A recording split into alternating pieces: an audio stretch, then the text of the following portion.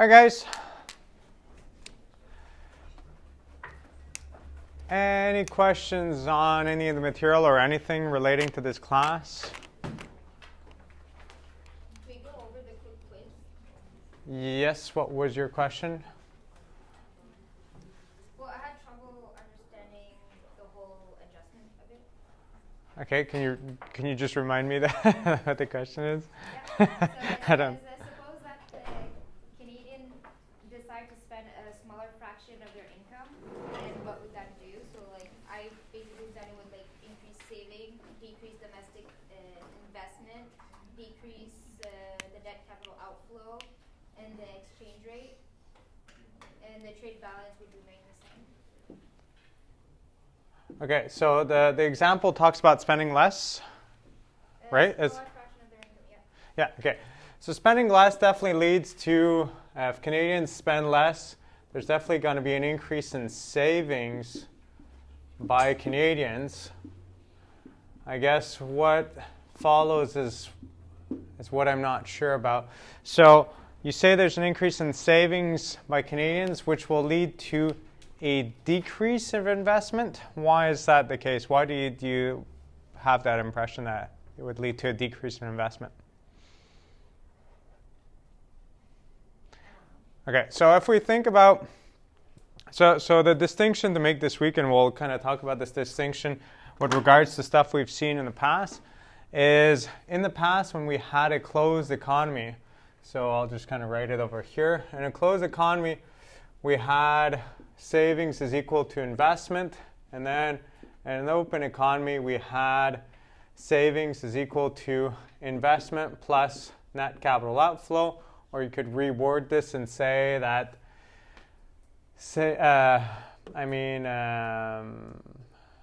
investment is equal to savings minus net capital outflow.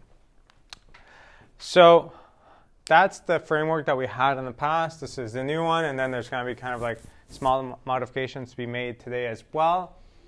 But generally speaking, when savings goes up, it's going to lead to an increase in investment, if we see it this way. And if we just think about the whole idea, even if we didn't think about that kind of equation there, the whole idea that there's more money available for investment purposes, well, what would typically happen if more people have money available? If I think of the graphs, well, as more money is available, typically interest rates would fall in a closed economy. And as interest rates would fall, the quantity demanded for investment purposes would rise. More people would be buying houses, cars, equipment, and everything else. So that would be the situation in the closed economy. When we go to an open economy, it's not necessarily the case that all of this is going to have an influence on exchange rates or the interest rate, I mean. So the big distinction to be made today is we have this idea of a small open economy. And it's just a weird way to write small open economy, but that's how many textbooks refer to it. So a small open economy model, if you want to have the M there. And the idea behind the small open economy, the main idea is that Canada or whatever country that we're treating as a small open economy is a small player in worldwide markets. And the big thing that we're going to get as conclusions for this chapter based on this is that we face the world interest rate and take that as the interest rate. What we mean here is that we're such a small player and capital is mobile that if another country, such as the US or any other large country, pays a higher interest rate than we do, doesn't mean that it's going to have an influence on what we do locally, but money is going to flow to that country because they give a greater interest rate. So that's the whole idea. If we were to characterize Canada as a large open economy versus a small, is that our movements, our changes have an influence on the interest rate here. Okay, so it's a little bit like for the people who have me in micro right now. today I was talking about perfect competition, and the whole idea behind the market structure of perfect competition is that every producer or supplier is such a small player that he doesn't have an influence on the market price. Well, here in a small open economy, the country is so small that it doesn't really have an influence on the interest rate.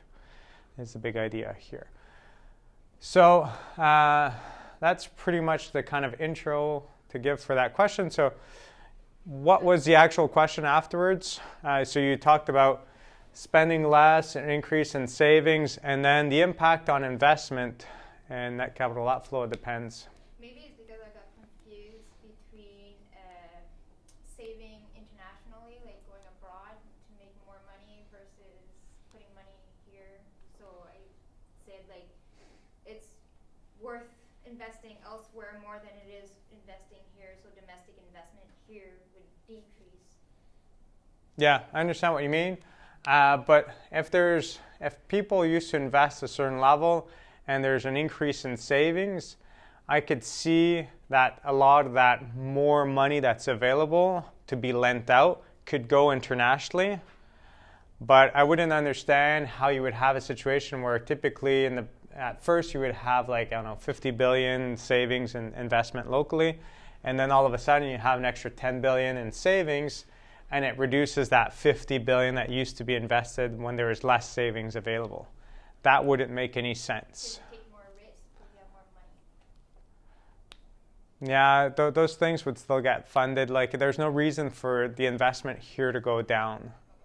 It's as if, like, normally if you have a certain amount of money, you eat, you clothe yourself, you do other things, and now you have more money and you decide to no longer buy clothes, you know, like it's just like, I don't need clothes anymore. That doesn't make any sense. Like, you would normally do the same as you did before, but more. Yeah, okay. That's the kind of idea. So based on that, you're right that this increase in savings by Canadians can do two things. It could flow out, or it could finance domestic investment. The increase, the marginal level, the extra amount could go either way. And it is possible for that money to flow out versus finance more domestic investment. And that would be based on the returns that you would get in one area or the other. So if you get a better return on these savings by lending money to the United States or other countries, well, that money would go there.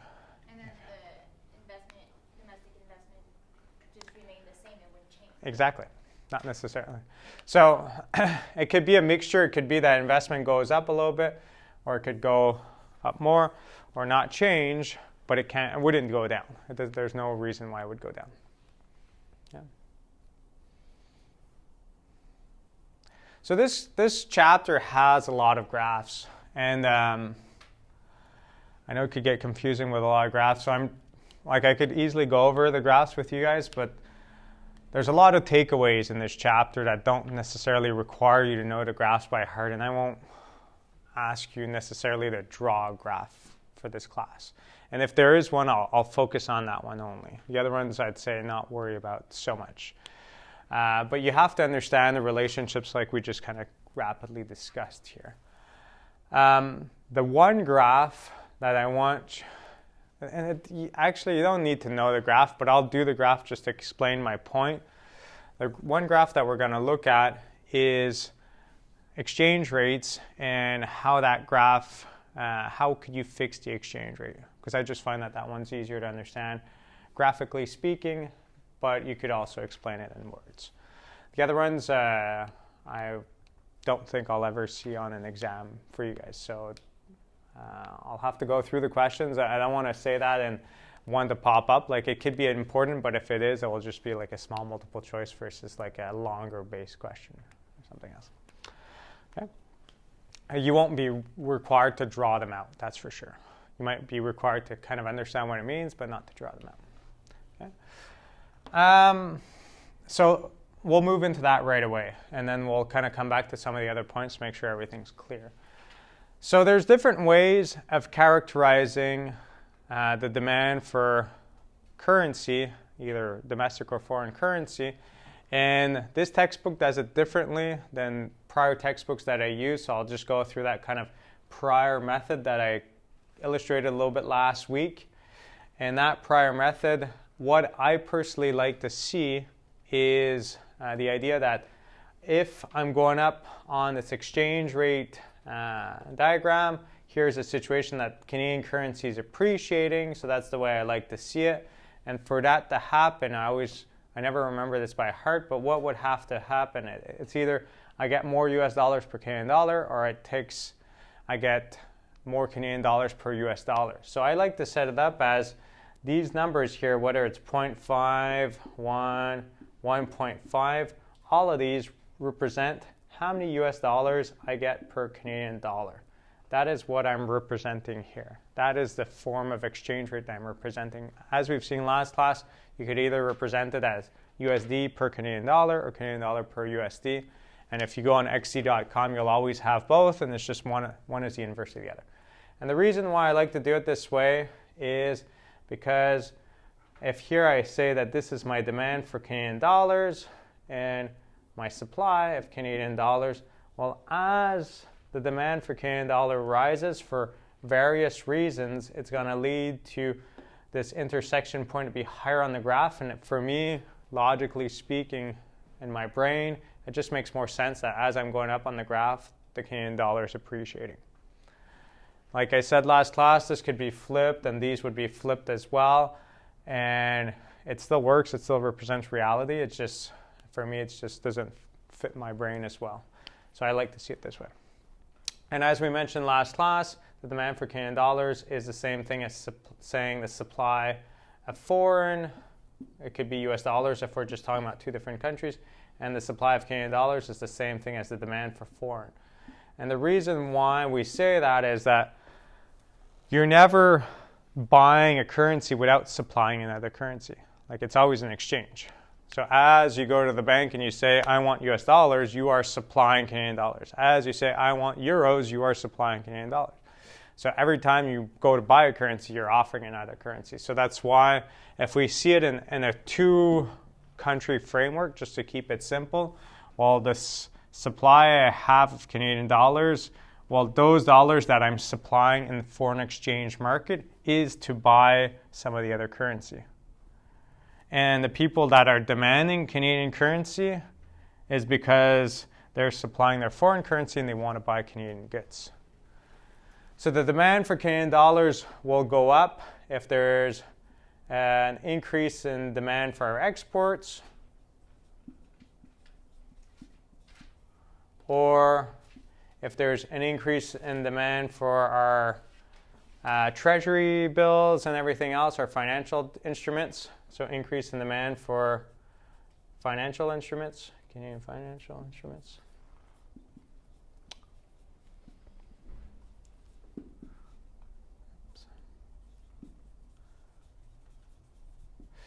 And the last one is speculation.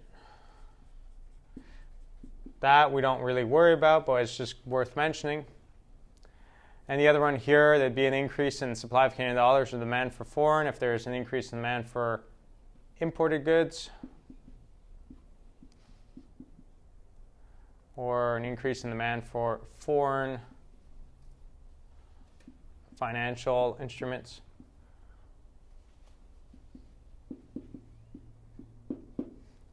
And speculation as well. So the big thing to keep in mind here is that constantly the exchange rate's flowing, it's changing, and overall, over the course of the day, under what we will get to know as a flexible exchange rate system.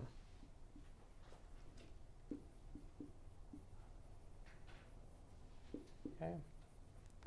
Flexible exchange rate is as demand and supply changes, the value of the currency will change. It's the same thing as a stock on the stock market. Any stock that you look at on the stock market is changing value every day. It goes up, it goes down. It might just change very lightly, it might change a lot, but it's constantly fluctuating due to supply and demand.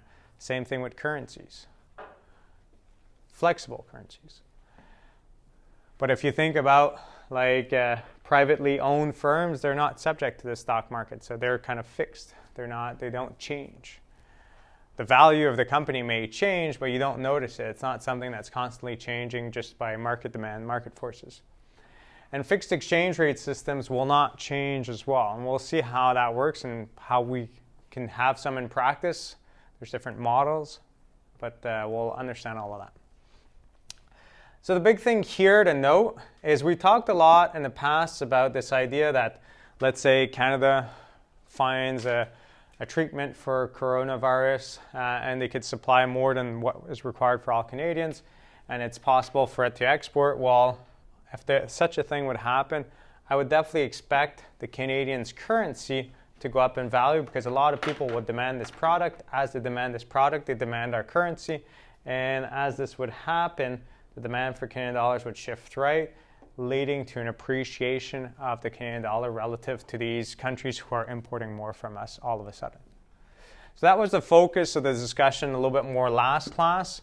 Where we're going to move into with this class here is we're going to move into the idea of monetary policy in the future. And linked to monetary policy, we're talking about this idea of interest rates. And we talked about this world interest rate and domestic interest rate. So we're just going to focus on that little part a little bit more now. So let's just think about this situation that right now we have Canada and the US at a certain exchange rate. And a certain exchange rate. In Canada, as we mentioned already, we have a domestic overnight interest rate, a bank rate, and typically speaking, that changes possibly 8 times per year. It might stay put. And the US has a similar system. We have the Bank of Canada and they have the Federal Reserve. Well, let's say the Federal Reserve decides to increase their interest rate. What would happen from this story? Or if Canada were to increase its interest rate, it's going to be kind of a flipped impact. But what would happen? You think, like just in practice, don't worry about the graphs too much. Again, think about it in words more. Yeah. You want to purchase more at a higher rate, so the demand for that currency would increase. So it would appreciate. The conclusion is right. It's the beginning I'm not sure about. It's you would purchase more at that rate. It's essentially here, if you can buy a treasury bill in Canada or the US, and now all of a sudden the US version of it pays a higher interest rate than before, more people will want to invest there, put their savings into that country. More than the word investment is the confusing word in this class, but they'll want to bring their savings, their excess income that they're not spending there. So as the money's flowing to that country, it's going to lead to an appreciation of that country's currency. So as soon as a country increases its interest rates, normally their currency appreciates. Here, I don't want to say that the Canadian currency appreciates. Increase in interest rates and the US currency appreciates. The interest rate that changes, that goes up, will typically lead to an appreciation of that currency. So if the US, who are struggling way more with coronavirus in terms of deaths and unemployment than Canada, well, maybe not so much unemployment, but at least in deaths, do not recover from this pandemic as quickly as we do, and we manage to recover more rapidly, well, this would be kind of like the inverse situation that would happen. They might keep their interest rates very low for a very long period of time. They were talking about keeping it low for the next 3 years, I think the person in charge of the Federal Reserve is saying. Well, if they keep it low for the next 3 years, and in a year's time we increase our interest rate, we would expect to see our currency appreciate relative to theirs. And it's based on this idea that when the value of the currency is based on money being desired to buy foreign goods, but it can also be based on the idea that I need to buy American currency to be able to buy an American treasury bill. So it's a mixture of the two. Okay. Any questions here? What would be the specific vocabulary instead of using investment or investing within that country? So it's saving in that country. Yeah. Yeah, just say it as savings. Yeah. we're buying financial instruments. Our savings are American financial instruments or whatever. Yeah. Cool. Okay, so I just wanted to jump quickly to the one point that I want to make sure that it's clear with you guys here is a fixed exchange rate. And then we could kind of cover all the different distinctions that you might have in this chapter. But for me, that's an important one because it's one I tend to kind of repeat in terms of final exam questions or spins of it. So I want to make sure it's clear with you guys here. So when it comes to fixing an exchange rate, some people have a tendency to think that there's a right exchange rate. What I mean by that is, like, because we got used to seeing the US being more expensive than the Canadian dollar, some people see that as normal. Like, yeah, it's normal, it's $1.30-ish per Canadian dollar, and that's the way it should be. But 10 years ago when I started teaching here, we were really close to parity, like Canada and US. So in that moment in time, it could have been possible for us to fix the currencies between the two at a one-to-one relationship. But when you fix a currency, it doesn't have to be at a one-to-one relationship. It could be at any relationship that you choose. And typically, if you were to choose to fix your currency to another country's currency, it would be based on the current values of those currencies. If you think about when the euro currency was created, before that creation, there was French francs and there was like currencies in every of those countries. And they didn't just say, well, one French franc is equal to one Spanish peseta or whatever. And then some people kind of gained and some people lost. They kind of set it more based on what the relative values were at that point in time. So if you had like maybe, I'll just give random numbers, 200 French francs, well, that gave you access to 150 euros or something else. Okay, it was converted to a certain value and the previous currency was in certain ways trashed. No longer held any value. It's fiat money, it doesn't really hold value except the value that we associate to it. So you choose to fix your currency at a certain rate, and it's often based on whatever the rate is in that time being. So like right now, if we were to fix our currency to the United States, we'd probably be close to the current exchange rate. We wouldn't say like, yes, we want to fix, but it's at a one-to-one relationship. No, that wouldn't go through. Like the Americans wouldn't accept. So in this situation here, like in this equilibrium here, let's say that right now the equilibrium exchange rate is I get 90 cents US per Canadian dollar. And I could decide, well, let's fix it at this rate. Okay. That's a possibility, to fix it at a certain rate. And that's what the euro did. And there's advantages associated to fixing an exchange rate. What would be the different advantages to trying to create a fixed exchange rate or one common rate between different countries? Why would you want to do it? Like there's advantages and disadvantages. What would be one of the advantages? Yeah. You can trade more easily. Exactly. You could trade if you have like an open market between them, like England was part of the EU pre-Brexit, but they didn't have the EU currency. They're still able to trade well. The thing that you gain from having a common currency is you do not have to fear currency volatility anymore. It doesn't have to take part of your equation as much. So the main reason why you would fix, one of the main reasons is to avoid currency volatility.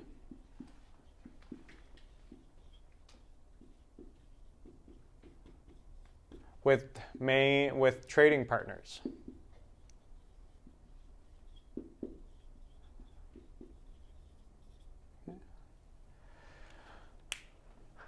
And a classic example, I think, when I think about this, is just something I notice in my own life, is between my master's and my PhD, I took a year off. I was teaching at Champlain here on campus for a semester, and then I decided to go back to do my PhD. And I took that winter off, and I went to teach snowboarding in Fernie, British Columbia. And during that winter, the program I was on was a gap year program called Nonstop, which was pretty much all British people coming for 11 weeks of the winter. And in that program, we would train them to become better snowboarders. And after week 5, they would do their level 1 snowboard instructor course. And towards the end of the season, if they were ready, they would do their level 2 snowboard instructor course, which would allow them to then apply on a work visa and maybe work in Canada as a snowboard instructor to have a life change. And we had a bunch of different people who were like accountants or other things, and we had young people too. But it was a pretty expensive program, but it was really fun to teach because you had the same group, and we were actually a fun group to teach. But I remember in that period of time, the owner, Rupert, we had this discussion on exchange rates, and that year he got hurt by currency volatility. And currency volatility is like anything else. Like you could get hurt by it or you can gain by it. It's you buy something and you sell it back for more, you're happy, but you buy it and you sell it back for cheaper because it's dropped in value, you're not happy. Well, him in that situation that year, currency volatility hurt him. The reason why currency volatility was bad is that normally most of the people who would register for the upcoming winter would pay somewhere around the summer or early fall their money, and they would pay it in Great British pounds. And then over the course of the winter, he would have to pay myself, one of the main instructors. He would have to pay the food for these people, the accommodation, and a bunch of different expenses in Canadian dollars. And what happened that year is between when he received the Great British pounds in his bank account and when he had to pay those expenses in Canada, there was a massive drop in value of the pound relative to the Canadian dollar. So he might have set this whole thing up thinking he's going to make profit because every British pound gives him like 2.5 Canadian dollars. And by the time he had to pay us, every British pound gave maybe 1.7 Canadian dollars. So all of a sudden, he expected to have, let's say, 25,000 Canadian per person in revenue and only 10,000 in expenses. But in reality, it's as if he had like lesser revenue for the same expenses. So that currency change actually hurt him a lot. He didn't make nearly as much money as before. And if you think about profit margins and everything else, like it might have been a situation where he was making like 30% profit to like 5%. Like even though the change may not be that drastic because the margins are small, well, maybe not that small in that industry, he still lost out a lot. So that's one of the reasons why you fix your currency. There's another big reason why you might fix your currency, and it is based on the whole discussion on hyperinflation. By fixing your currency, you limit your options, and it makes that you follow the other country's monetary policy. So if you have hyperinflation problems, so to avoid hyperinflation problems, while fixing your currency limits your options, and you follow the monetary policy of the other country. So certain countries that don't have as big of an infrastructure, such as the Bank of Canada and all the economists that work there, and are just emerging into the grand scheme of things of the world markets, they may want to fix their currency to limit hyperinflation problems and limit this variation that may be detrimental to them. Okay? Or it could be like big countries that were more closed for a long time and they're starting to open up. So like China often had their currency fixed on a basket of currencies, so it's not on just one currency, but it has the same kind of idea there. Okay? So those are things you gain. You avoid hyperinflation problems if you fix yourself to a country that has good monetary policy or good policies in terms of interest rates, and you could avoid currency volatility with trading partners. What you lose is the ability to conduct monetary policy, which we'll talk about more in the future, and you might be stuck at the mercy of everyone else. So with the euro, the big problem is that they always have to kind of be in a common accord in a certain way. and you might have certain countries having to bail out other countries, and there's like a lot of things that come into play. So can become really complicated really fast. And it's the same kind of idea if you think of Canada as a whole, or if we were to split Canada in different jurisdictions. Like if Quebec were to separate and we would have a separate currency, well, it'd be like if we were two countries that were right now fixed and going to being separate.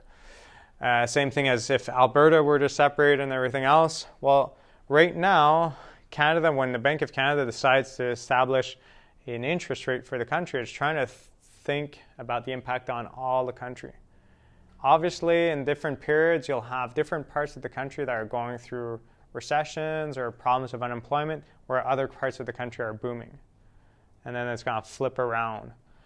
Well, it's really hard to have a proper interest rate for the whole country when you have part of the country that would want you to stimulate the country more, stimulate the investment more because they're going through unemployment. Let's say when oil and gas plummets for various reasons, well, Alberta suffers. So they'd want us to prop up the economy. And then for other reasons, if Quebec or Ontario plummets, well, we would want the federal government to kind of like adjust interest rates to revive the economy. But if the rest of the country is doing really well, it's trying to find that right balance with everything. So as soon as you have many different groups in the same thing, you're always trying to create that common pleasing situation.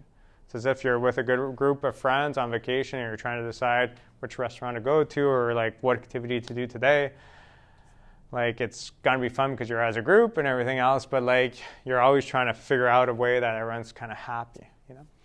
So it's the same thing. As you group more people together, it becomes more complicated, but then it's fun being a group as well. So it's a little bit the same kind of concept there. To balance that with government spending? It does to a certain extent, but there'll always be some people that kind of complain that they're suffering more and they'd want the government to do more and so on and so forth.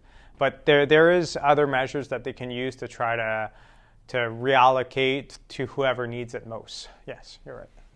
Okay, so coming back to this idea of fixed exchange rate. So I kind of went really broad on this whole idea.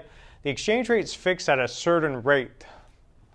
Well, if the exchange rate wasn't fixed, it would be able to fluctuate. It'd be able to go up in value and down in value. But by keeping it fixed, we agreed that this would be the common exchange rate between the two, and we're not allowing it to fluctuate. So in that situation, when we have a fixed exchange rate, two things can happen. So once again, I drew the graph, but I'll try to explain it as best as possible without a graph, because I don't really care if you include a graph or not when you answer this. So when you have a fixed exchange rate, that fixed exchange rate relative to the value, if it was flexible, can be one of two things. It could currently be overvalued or undervalued. Okay. So this, it depends how you look at it. If you're looking at a fixed to flexible or flexible to fixed. So I'll explain it in a way that hopefully kind of, regardless of how you frame it, you'll understand it. So if we think about it, if the fixed situation is overvalued relative to the flexible, it would be a situation where, let's say the Canadian currency is overvalued relative to what it should have been if it was flexible. It's a situation that under the flexible exchange rate system, for some reason, the demand for Canadian dollars has dropped over the years because of something X, and its value should have been, instead of being 0.9 US dollars per Canadian dollars, it should have been 0.6. However, because it was fixed, we haven't allowed it to go down. So the fixed value is overvalued relative to what it should be valued if it was flexible. Okay? Or we could have the opposite, that the value of our currency with that COVID treatment should have gone up, but because it was fixed, it wasn't allowed to go up.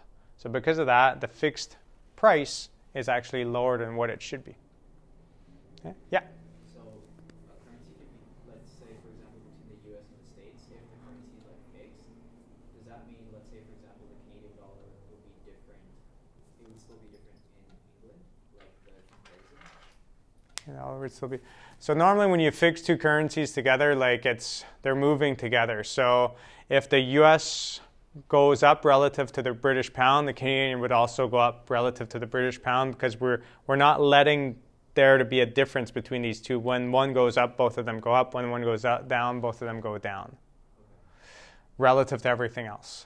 But between each other, the values don't change because it was fixed.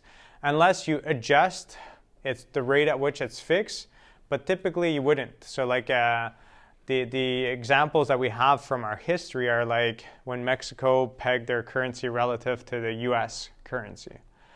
And when they did that, well, at some point, the value of the Mexican currency should have fallen, but because it was fixed, it wasn't allowed to fall. Okay? So let's see what happens with those, and we'll see kind of one of the difficulties with it. If we were to have a situation where, let's say, the fixed value is overvalued relative to the flexible, this is the situation that we had in Mexico. We'll call it the Mexican peso crisis. Okay. So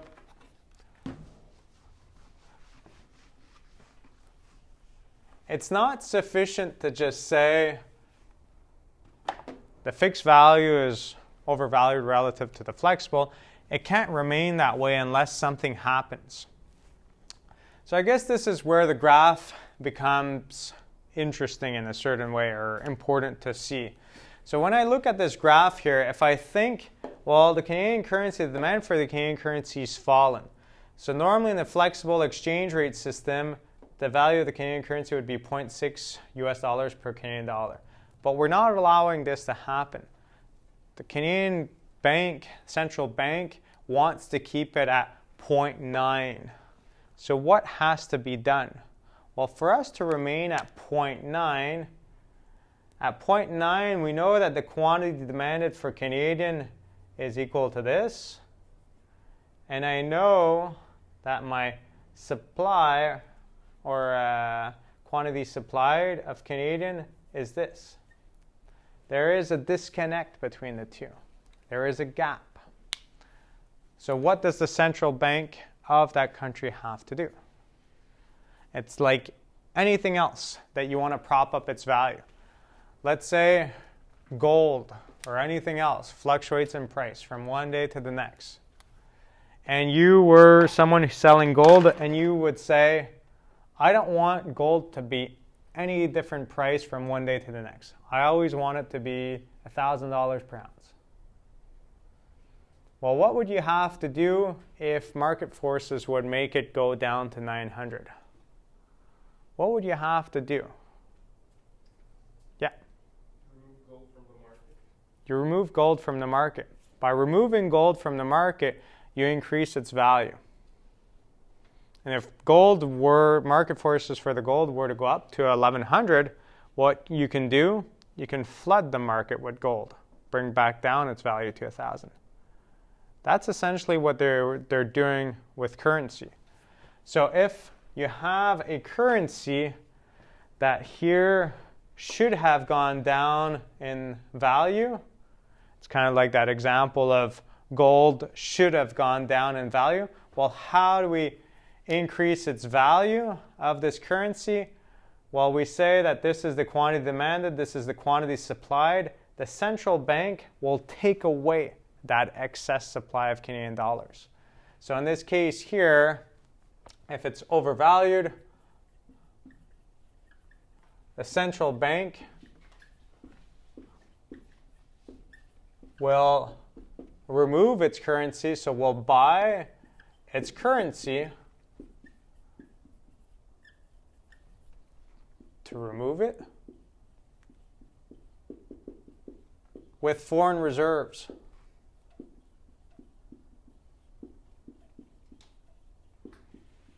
Okay? Because when you buy something, you have to buy it with something else. You have if you want to buy currency, you have to supply something else. So as you're doing this, it's exactly what was just described here with the example of gold. Gold should have gone down in value. What can you do? Remove some of the gold on the market. It's going to bring up its value. It's going to become more rare all of a sudden. Currency should have gone down in value. What can you do? You remove some of that currency from the market, brings up its value, and you do that by selling off foreign currency, which floods the market of that other currency, which brings down its value relative to yours. Okay? And if it was undervalued, it would be the opposite. Here in this case here, you need to sell Canadian dollars and buy foreign reserves. Okay. So I just wanted to spend a bit of time to make this distinction, because this distinction will help you understand how historically certain fixing of exchange rates have lasted between two countries. I'm not talking about the euro so much, but like Mexico or China. And historically speaking, certain fixing has not worked. So if we think about these two situations, is there one that you can sustain over long periods of time, and is there one that you cannot, as being someone who works for the Bank of Canada, let's say? Yeah? You can sustain undervalue. Why? Because you can make it into the amount of Canadian dollars. Exactly. So this is the thing to keep in mind. In this whole story, when you decide to fix your exchange rate to another currency, your central bank would have a certain level of foreign reserves to start off. It has a lot to start off, but it's not like an infinite amount. And as this process happens, if you're in this undervalued segment and you need to sell Canadian dollars, well, being the Bank of Canada, you always have the power of printing more currency if you need to. You have control over your own currency. So for you to sell more Canadian dollars and to print more currency and to buy foreign reserves, there is no limit to that. However, the flip side there is. If you want to buy foreign currency, if you want to, buy your own currency and sell foreign reserves, well, at some point you're going to run out of the other currencies that you have. And at that point, you won't be able to do this anymore. And when that happens, things will kind of break loose and it's going to stop working. And this is what happened with the Mexico peso crisis. They were able to fix it for a certain amount of time, but the currency was overvalued. There's going a lot of political turmoil in the country. There's a lot of things going on that weren't going on so well. So the value of the currency should have dropped. But they wanted to keep it fixed at the rate they had agreed upon. Why? Just because you keep it fixed as best as you can. If you can keep it for as long as possible, it just makes that whole goal of keeping it fixed to making it easy to trade and everything else. And When you see you're going down the tunnel, why don't you adjust right before?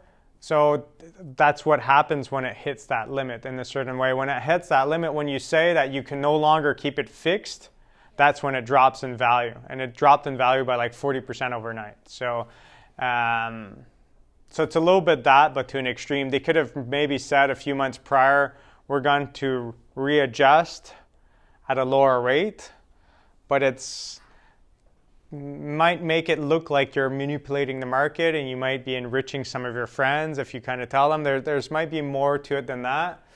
But when it kind of all collapsed, the rate actually fell. Like the value of the Mexican peso fell drastically overnight.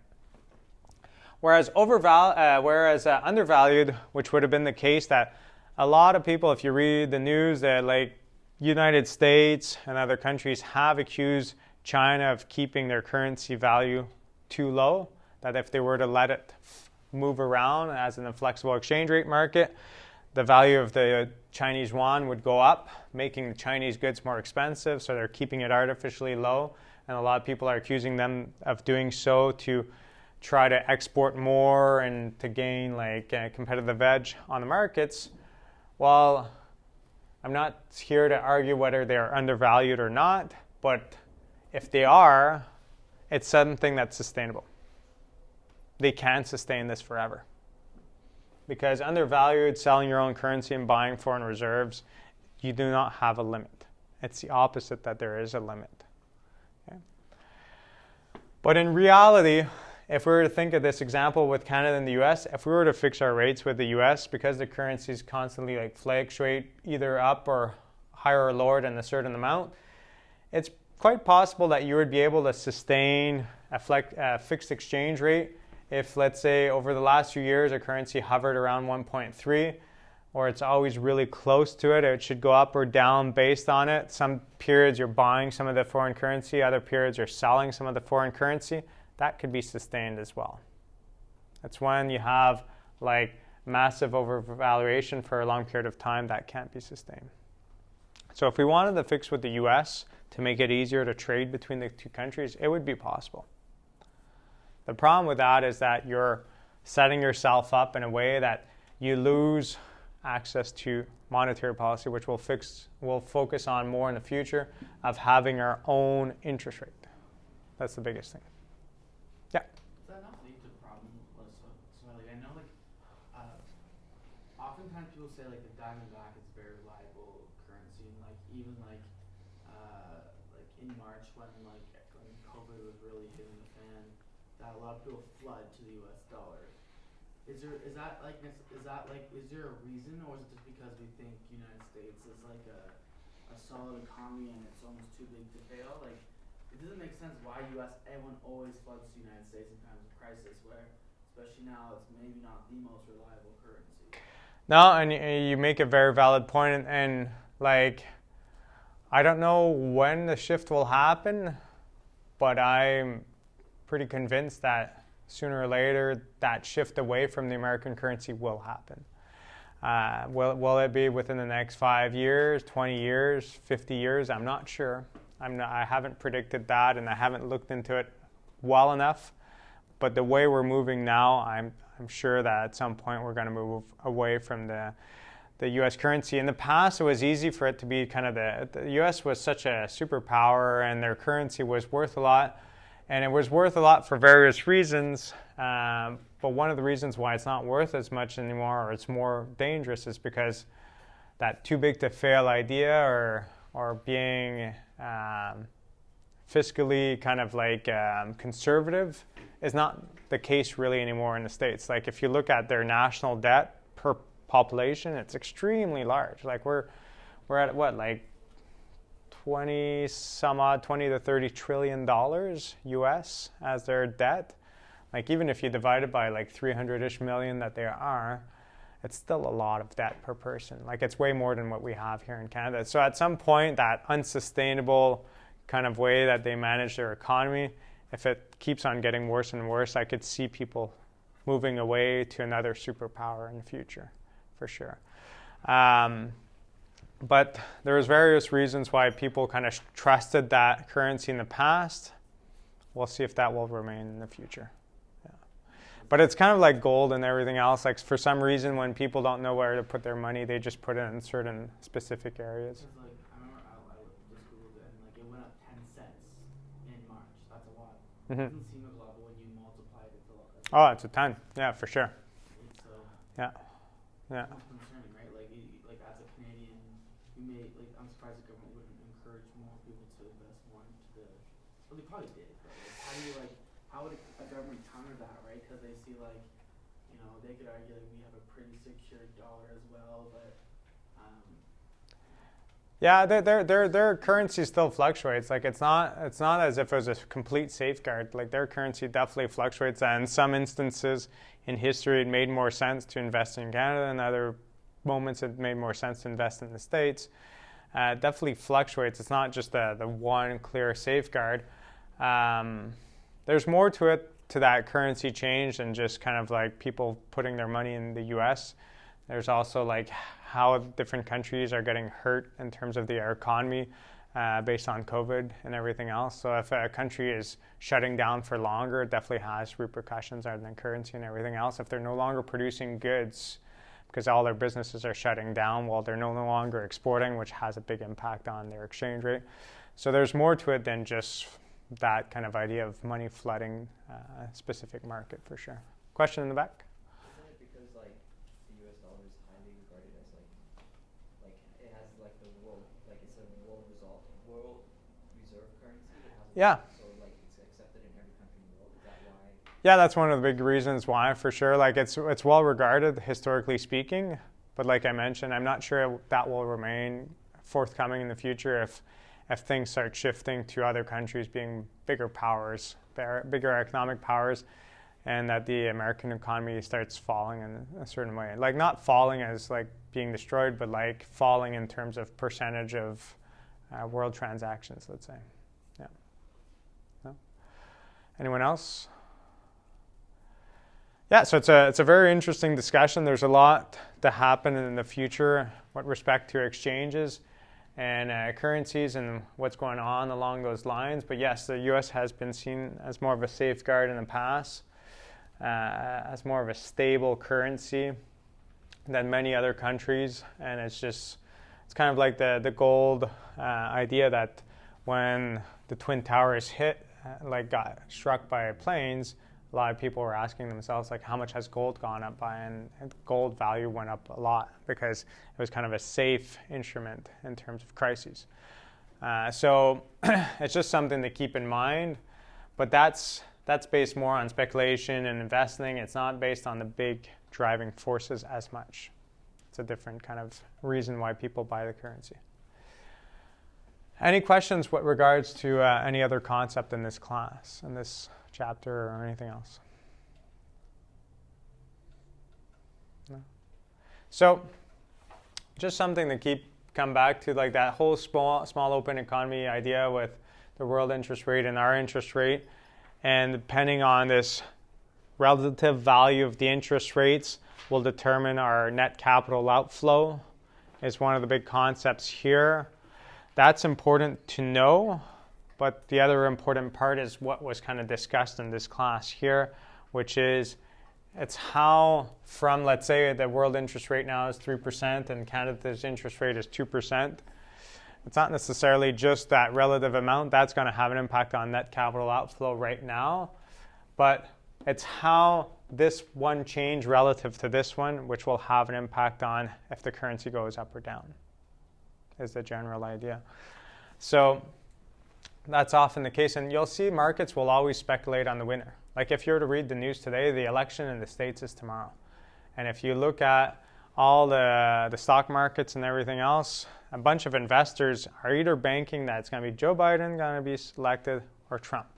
And based on their expectations, they have a certain value that they expect different companies, different stock markets to be worth. Because the two of them have different future policies. And stocks and currency is based on the value we have today based on future possible earnings. Well, if we had two governments that were going to be elected and one is, we know it will offer a bunch of tax cuts and and this other person is going to be more restrictive, it's definitely going to have an impact on the value of the businesses. So if you expect one to win versus the other, you could see shifts. So if you read the news today, with something that could be interesting for you guys to do is you can read the news and just try to see what most people think that's going to happen, who's going to win, and the impact that has on that stock market. And if ever that's not the clear winner tomorrow, see how the stock market changes, or the next day, or in a week's time. Who knows when the election results will come out, the official ones, or when they'll claim results are out. If it's going to be worse, not necessarily. The worst, it's Trump that wants them to come out tomorrow. The worst part that's going to happen to the American economy is if things go really bad because there's a lot of dispute after the election. Yeah, that's what I mean, because in all realities there may not be a result tomorrow, but Trump still might claim victory, and markets hate that. Yeah, there's I'm looking forward to tomorrow. I'm kind of fearful in a certain way, but yeah, it's an interesting time. I've never seen an election like this before, and it's hopefully it all goes well for the Americans. But yeah, hopefully they don't go into civil war or anything else, and see what happens. But right now, if there is a peaceful transition of power and everything goes smoothly, that there's a clear winner, one or the other, the stock markets are still banking on the idea that it's either one thing that's going to happen or not. And it's the same thing that happens like the eve or the week before the Bank of Canada makes an announcement on their bank rate. The stock market's are already adjusting based on what their expectations are. If they expect the interest rate to go up or down, it has an influence on everything else, and exchange rates as well. The day of the announcement where you see big changes happening, because like right now what I'm telling you is if the Bank of Canada were to increase their bank rate by a certain percentage, we expect the currency value to go up. And in the future, you might be reading the news and say, I read the news, the bank rate went up, but the currency didn't change today. Well, the reason for that is because there was expectations that would go up and it followed expectations. So those changes in value were already embedded earlier, you know? Yeah. So that's how the stock market, exchange rates, and everything else happens.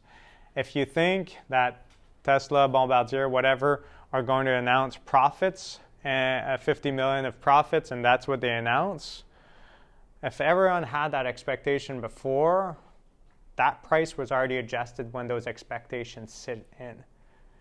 And then prices won't really change when the official results actually come in because that's what people are expecting. It's when things go different to the expectations that you see these rapid increases or decreases in value.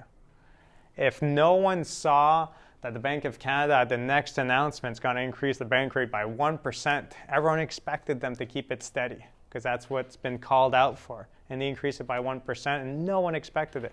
You're going to see a big spike rapidly. Okay? So it's just something to keep in mind. In finance or anything relating to all of this, increase in interest rates will increase the value of the exchange rate, but will it do it on a longer time because expectations get built up before it actually gets announced, or rapidly because people didn't expect it and it happens, is something that can happen differently.